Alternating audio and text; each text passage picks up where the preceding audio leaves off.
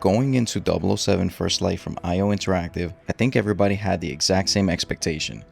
This was probably just going to feel like a Hitman with a James Bond skin thrown on top. And honestly, at first, it absolutely does.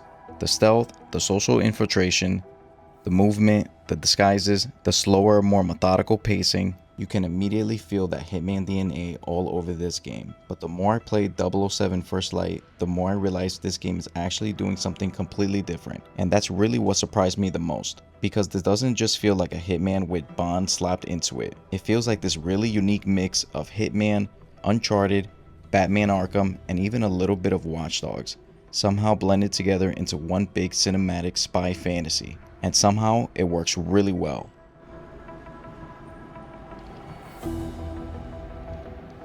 Now for me personally, the biggest question going into this game was simple. Does it actually make you feel like James Bond? Because some games absolutely nail that fantasy of becoming the character. Batman Arkham makes you feel like Batman. Marvel's Spider-Man makes you feel like Spider-Man.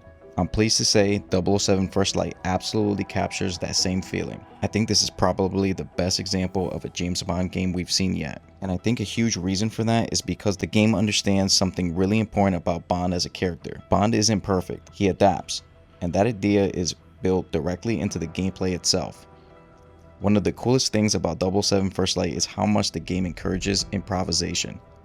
You're constantly reacting to situations. Maybe you make a wrong turn while sneaking through a facility. Maybe your stealth plan completely falls apart. Maybe a guard spots you unexpectedly. And instead of instantly feeling punished, the game almost pushes you to recover creatively. Throw a mug at somebody, slide across a table, disarm an enemy, grab a weapon mid-fight, hack security systems on the fly. The environments themselves feel heavily designed around these quick, oh crap improvisation moments. And honestly, that's what makes the gameplay feel so dynamic. You're not just following a scripted path, you're adapting constantly, which feels very James Bond. And that's also where I think this game separates itself from Hitman the most. Because while Hitman is often slower and more methodical, 007 First Light feels much more cinematic and explosive in terms of pacing, especially during the main campaign. There are huge action set pieces, fast chase sequences, big story moments, cinematic transitions. At times, it honestly feels closer to Uncharted or even the Batman Arkham series structurally than it does Hitman. But then suddenly the game slows things down again and lets you approach situations tactically. And that balance is what makes the experience feel so unique. It never fully becomes one thing. It constantly shifts between stealth game,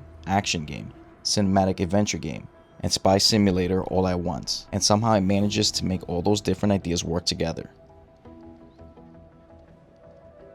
Another thing I've really been enjoying is this younger version of James Bond. Because this isn't some perfectly polished veteran version of the character, he's charismatic, confident, stylish, but also reckless in experience and quick to make bad decisions sometimes. And that's what makes him way more interesting and more of a complex character. You're watching Bond evolve while also playing him in a way that reflects that growth mechanically. You're allowed to make mistakes. Now I'm still only about halfway through the story right now, so I'm avoiding major spoiler discussion.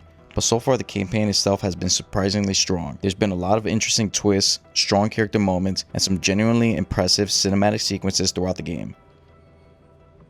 But really where I think the real long-term replayability is probably going to come is from the tactical simulation system, or the tac sim mode. This is where I think more of that Hitman DNA really starts to shine again. Basically, the more you progress through the main story, the more content, options, gadgets, and replayability systems that start to open up during the tac sim. So in a lot of ways, the game almost treats the main campaign as your introduction to the full experience, which I think is really smart, because by the time you start unlocking more of the tactical expeditions and challenge scenarios, you already understand the mechanics. Now suddenly you can experiment more freely. Different gadgets, different approaches, different loadouts, different outfits, and different strategies. And this is where I think players are really going to start mastering the game and creating their own Bond fantasy experiences. It almost feels like the endgame of 007 First Light. That replayability is probably what's going to keep people coming back long after finishing the main campaign.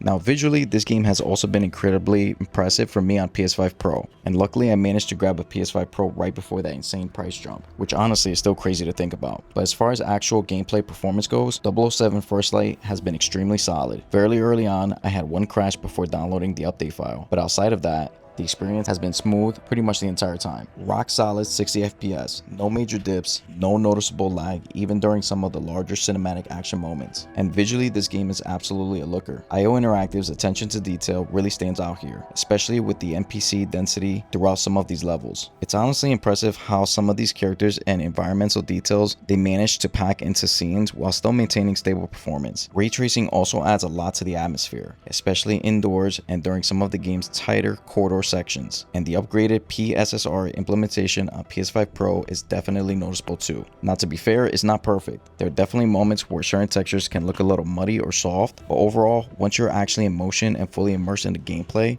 007 First Light is an amazing showcase for the PS5 Pro. And really, that word immersive is probably the best way I can describe the game overall, because that's ultimately what 007 First Light gets right. It understands that being James Bond isn't just about shooting people or driving expensive cars. It's about adapting under pressure, improvising, thinking fast, and using stylish and confidence to survive impossible situations. And the game captures that feeling surprisingly well. Again, I'm still making my way through the story right now, so these are more my midway impressions rather than a full review. But so far, 007 First Light has genuinely surprised me, and I can't wait to keep playing more. Let me know what you guys think about the game so far, and whether or not 007 First Light is giving you that true James Bond feeling. And I'll catch you in the next one.